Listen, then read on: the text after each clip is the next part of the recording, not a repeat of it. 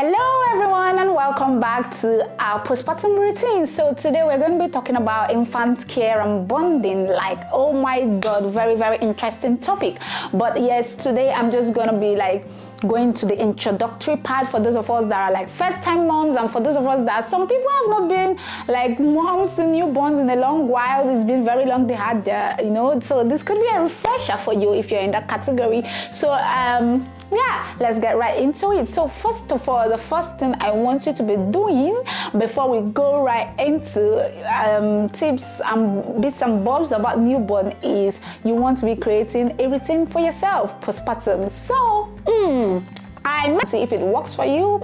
I might do that, but do create a routine for yourself. When you wake up in the morning, what do you do first? After that, what do you do next? What do you do next? What do you need? You don't need to clog your days with activities. What I mean by routine is I wake up, I go and have my shower, then I come back, then I bathe the baby, then everything you know you would do in a day. I'm not saying you should add extra activities. No, it could just be 4 things that is in your routine. It could just be having a shower, eating, so having a shower, you, baby, eating, you, baby.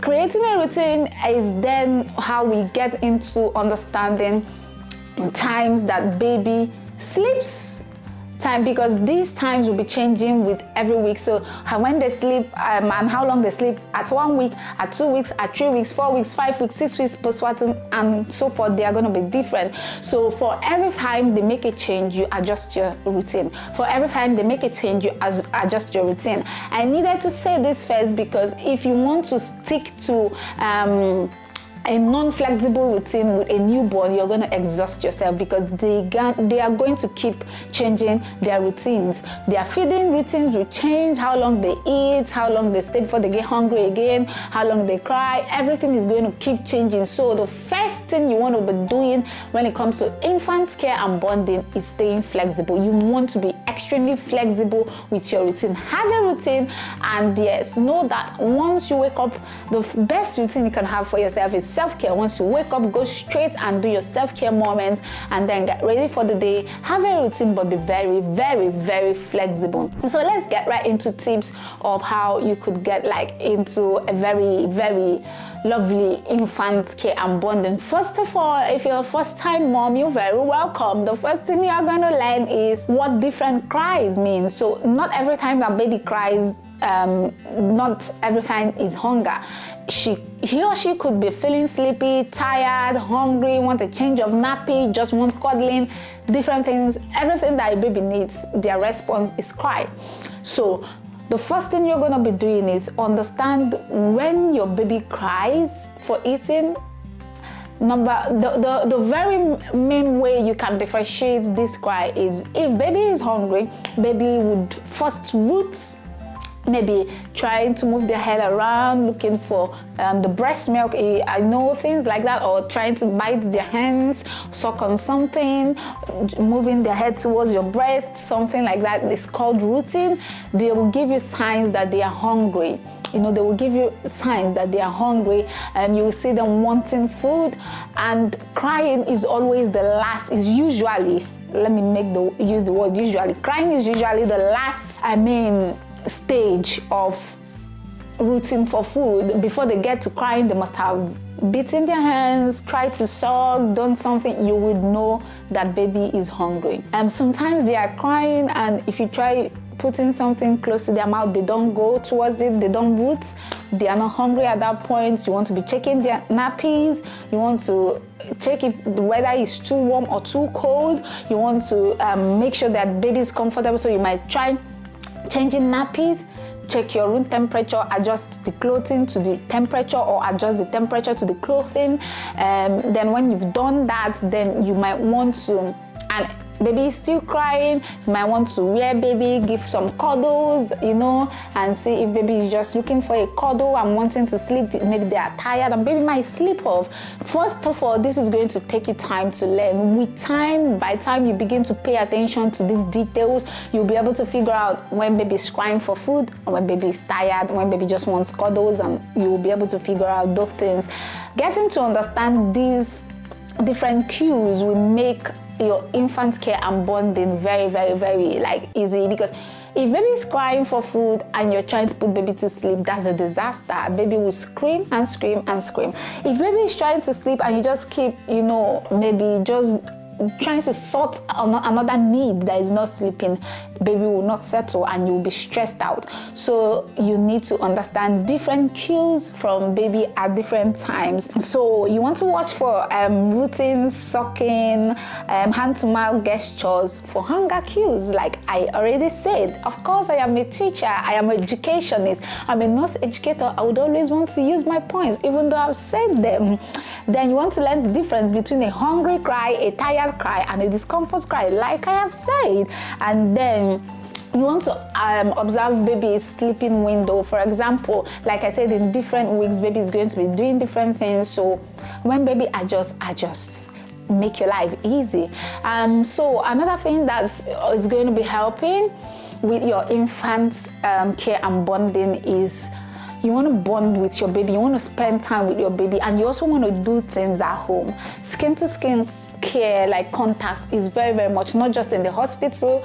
I advise you continue with the newborn phase as long as you want to. So you might not even, like, if the weather is too cold, you might not, if you're not comfortable just leaving baby bare and you don't feel comfortable, you can just have a layer of clothes in them and wear and wrap baby with a baby wrap. I would have demonstrated how to do that, but baby is sleeping and it's going to be a disaster to wake her up. So wearing the baby, there are many baby wearing devices. The one that is very suitable for skin to skin is the wrap, you know, the one that is a material that you just tie, wrap baby in it, and baby is all smothered and, you know, very warm inside there. So that is a very great way to bond with your baby while you do other things. So baby is right here, one, like tied and secured, and your hands are free. It's called the hands-free technique. And now be very mindful that yes, you can carry a baby with a baby carrier hands-free, but understand that different baby carrier companies have different ages that your baby needs to get to before you use a baby carrier. But most wraps are suitable from birth. I mean, no matter baby's weight. Some might also have weight recommendations. Just watch out for these things. That's what I'm trying to say. Before using a baby carrier, before using a baby wrap, make sure you read the instructions properly. So and also make sure you learn how to tie it. There are lots of YouTube videos on how to use a baby wrap, but I'm just giving you a clue that one pro way that is helping me right now that I didn't practice in my first time when I was quite frustrated postpartum is wearing my baby. I wear my baby a lot right now. I wear baby to eat.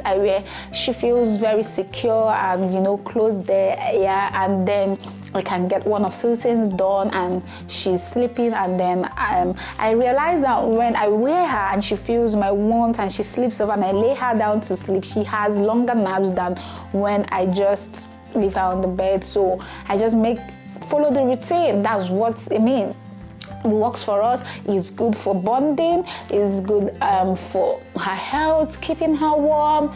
I can get my hands free, so why not? So first tip, wear baby, get your hands free, get some things done. Even if it's to get a walk around the house, whatever it is, just wearing your baby can take the pressures off your hands, give you some hand-free time, and it can really, really be a great tip.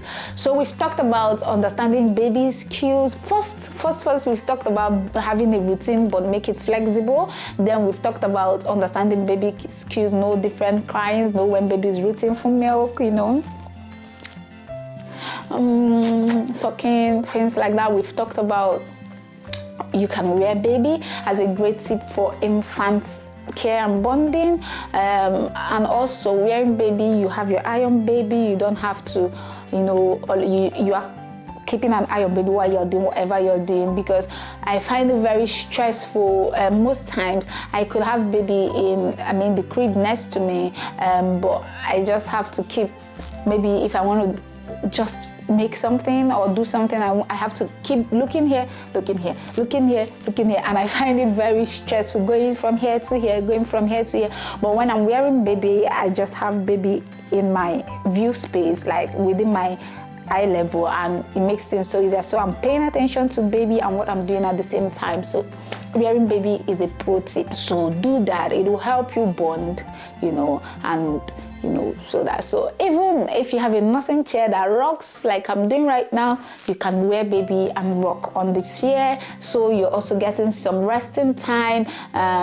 Baby is properly positioned and you both are just getting some bonding. So another thing is spend time with baby alone, apart from changing nappies and we're eating, we're doing this. Baby needs to talk to you sometimes. Just stare into baby's face, smile, say hello, how are you doing, read books, sing rhymes, sing songs, rock them around. Just look into their eyes and let them get to know your voice, your presence, your face. Let them get that attention from you. So let it not just be that you're the only time that they are seeing everything they see you do is change diapers, do this, walk. Sometimes play with baby, take your time.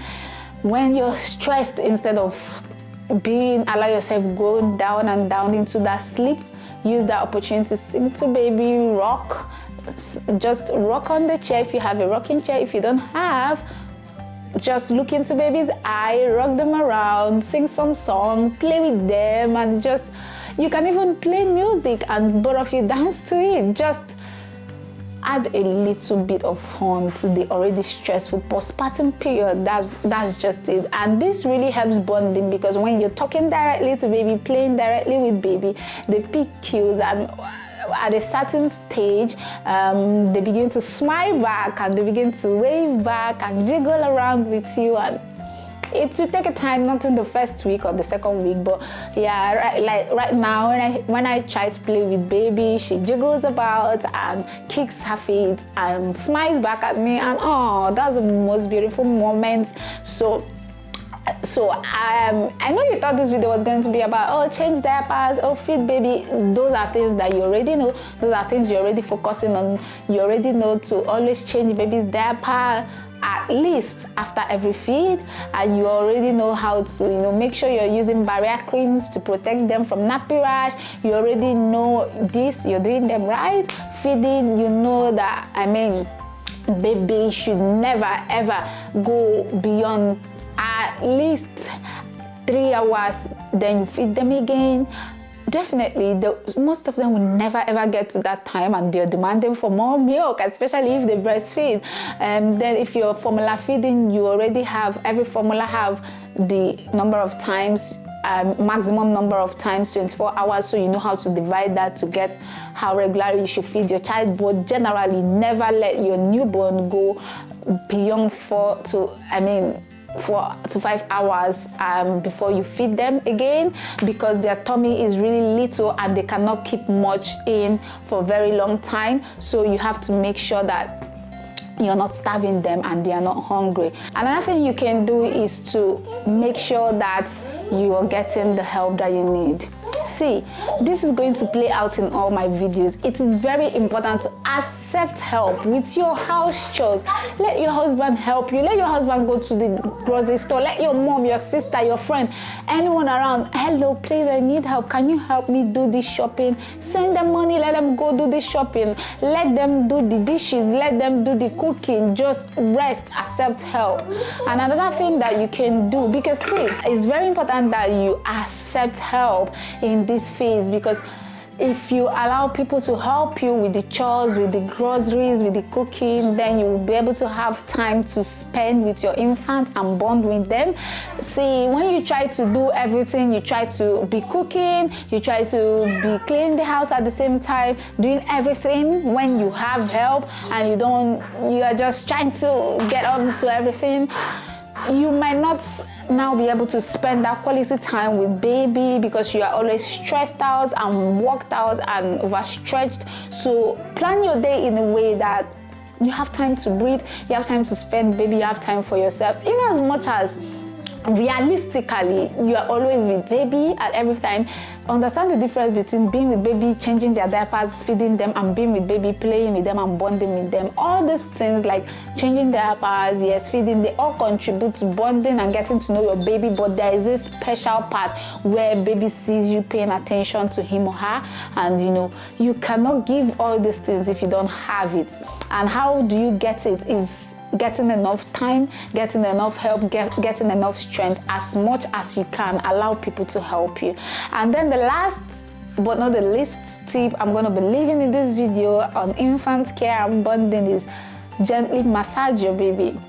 So my husband does this a lot, and I see babies settling and sleep, and you know, so you know, when they're wriggling around, when they're still newborns trying to stretch their mothers, you can gently massage them. When you've given them a bath or and you're just trying to dress them up, you can just do a little gentle massage, give them a little massage on their back muscles, just wriggle around it, stretch them out. Just gently massage them with whatever lotion you're already applying. Just make their dressing time. So most people would do massages as a different, you know, routine, but to just make sure that, I mean, you remember it, what he does. My husband really does most of the massages anyway. He's very good at it, he enjoys it, it's the way he bonds it with his baby. So after every bath session, so when he's about to dress baby, just give some gently massage, just, you know, and you see how they like making that relaxation face and smiling and all that, and it's really very lovely. So these are little things that you can just do to bond with baby. Make sure you're taking care of the infant. You already know that you're gonna bathe baby, comb their hair, oil their skin properly, put good lotions, change their diapers, feed them properly, eat good food so you can feed them, you know, put them to sleep and all that. But these extra ones are just the extra bits that I just decided to throw in, that I did the second time around, that is making my postpartum journey more easier and enjoyable than the first one. So actually, it's just been like a roller coaster of a learning curve from me, comparing the first experience to the second experience, and I would just keep sharing these things and passing them on. So please do like, subscribe, share. Of course, yeah, you've seen what we do on this channel, right? We talk about everything women, health, and lifestyle. And this series going on right now is just about postpartum, like postpartum care, because that's the phase I'm in right now. I'm in that phase. I'm just 8 weeks postpartum, and I've decided, oh my God, I've done this the first time, it was horrible. I'm doing this the second time right now, and it's very enjoyable and better than the first time. So I'm just going to take the learning I've gotten from my own experience and help use it to encourage others and pass it on to others. So that's just exactly what I'm doing, and I will continue to do more of these videos through this series. It's going to really be based more of my experience, what I've learned from the first time, and the second time things I've done better, like I'm sharing now. The first time I didn't baby wear and it was horrible. I needed to always carry baby, but right now I just have my hands free and I'm a happy mother. So and of course, you know, I have a toddler, so I need my hands free. So yeah, really helpful. So, and also, like, what do you think? Are you a postpartum mom, or is there something you really want to know about this phase? Is there something you want me to talk about? Drop it in the comment section. Do you have any tips to help our community, like postpartum moms? Like, what tips helped you with infant care and bonding? Please drop for us right here under this video. Please do well to watch previous videos about this series. I mean, we are just having lots of talks and information and education about this topic.